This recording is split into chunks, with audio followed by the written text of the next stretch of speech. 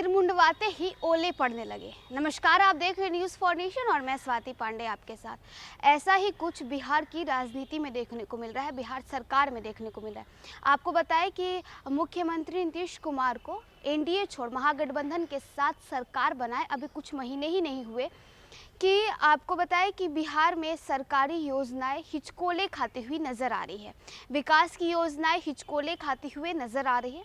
मंत्री सारा जो दोष है वो केंद्र सरकार को दे रहे हैं। राज्य सरकार बिहार में विकास की योजनाओं को लेकर सारा जो दोष है वो केंद्र की सरकार पर मंडते नज़र आ रही है। मंत्रियों का कहना है कि केंद्र हमें पैसा ही नहीं देती तो हम ये योजनाएं कहां से लाएं, हम क्या करें। बिहार के मुख्यमंत्री नीतीश कुमार पिछले दिनों एनडीए छोड़कर राजद और कांग्रेस के साथ चले गए, नई सरकार बनाई। इधर भाजपा के साथ से बाहर होते ही राज्य में विकास की योजनाएं हिचकोले खाने लगी। चाहे कृषि विभाग की बात हो या ग्रामीण विकास की, सरकार के मंत्री फंड का रोना रो रहे हैं और इसके लिए केंद्र सरकार को जिम्मेदार ठहरा रहे हैं। आपको बताया कि कृषि विभाग की केंद्र प्रायोजित सब mission on seed planting material योजना का ऐसा ही हाल है। कृषि विभाग ने केंद्र सरकार को मई में योजना का विस्तृत प्रस्ताव भेजा था। इसके तहत 40 करोड़ रुपए मिलना है। इस योजना में अब तक मदद नहीं मिली। अमूमन 2 से 3 महीने में केंद्र सरकार योजना को स्वीकृति प्रदान कर देती है, लेकिन इस बार 8 महीने बाद भी न तो योजना को मंजूरी मिली न ही राशि की स्वीकृति प्राप्त हुई।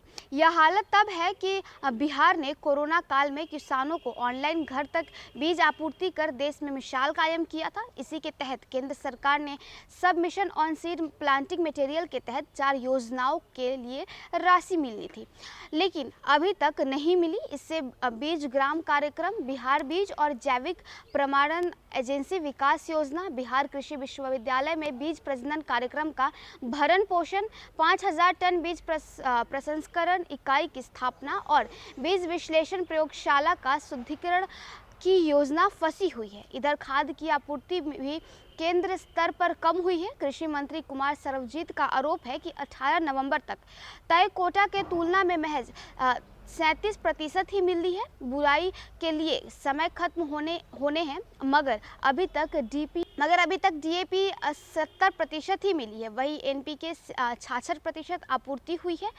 एमओपी मात्र 14% ही मिली है। तो साथ ही साथ आपको बताएं कि ग्रामीण कार्य विभाग द्वारा संचालित ग्रामीण सड़क और पुल निर्माण की योजनाएं भी फंस गई है। केंद्र सरकार से राशि के लिए राज्य सरकार के बार अनुरोध के बावजूद अपेक्षित राशि नहीं मिलने के कारण सरकार को हर वर्ष करोड़ों रुपए अपने स्तर से खर्च करने पड़ रहे हैं। सड़कों व ग्रामीण में पुलों का निर्माण प्रधानमंत्री ग्राम सड़क योजना के तहत हो रहा है। मौजूदा नियम के अनुसार इस योजना में केंद्र से राज्य को 60% राशि मिलनी चाहिए, लेकिन पुल के मामले में केंद्र सरकार ने अलग नियम तय रखे हैं।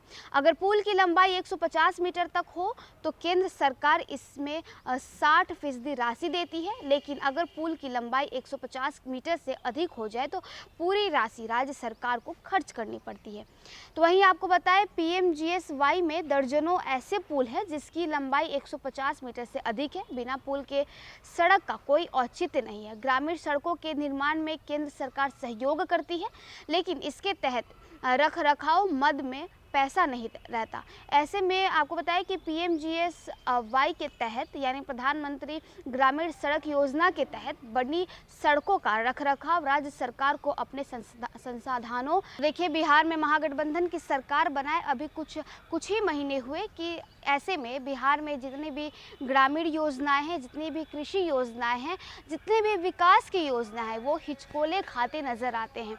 ऐसे में जब सवाल राज्य के मंत्रियों से पूछा जाता है तो वो इसका सारा जो दोष है वो केंद्र सरकार पर मढ़ देते हैं। वो उनका कहना होता है कि केंद्र की तरफ से एक तरफा जो है नज़र से देखा जा रहा है, केंद्र की तरफ से हमें पैसे ही नहीं मिल रहे हैं तो हम योजनाओं में खर्च कैसे करें। तो चलिए, इस खबर बस इतना ही। और भी वीडियोज़ और अपडेट्स के लिए आप देखते रहें न्यूज़ फॉर नेशन।